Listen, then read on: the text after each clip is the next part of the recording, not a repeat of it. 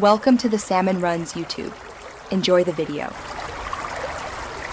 In this video, I will show how to make homemade cannoli.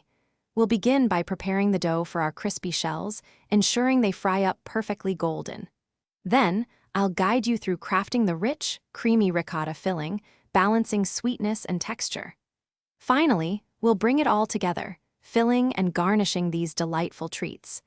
Get ready to impress your friends and family with authentic Italian flavors right from your kitchen. Creating the perfect cannoli shell starts with a simple dough. Mix all-purpose flour, a small amount of granulated sugar, and a splash of dry white wine or marsala.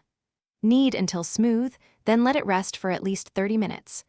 Roll the dough incredibly thin, aiming for about 1/16 of an inch before cutting out your shapes. Wrap them around metal cannoli forms and fry in oil at 350 degrees Fahrenheit until they are beautifully golden and crisp.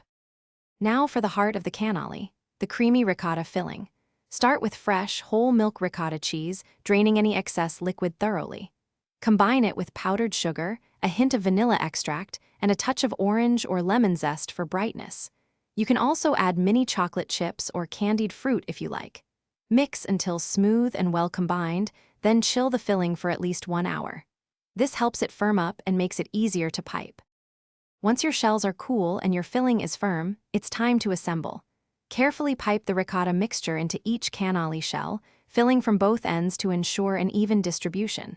Dip the ends into your favorite toppings, like chopped pistachios, mini chocolate chips, or candied orange peel.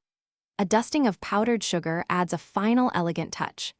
Remember to check the description below for a link to the Echo Dot smart speaker and other great deals. Serve immediately for the best crunch and flavor. Enjoy your homemade Italian masterpiece. Thanks for watching. Consider subscribing if we helped you.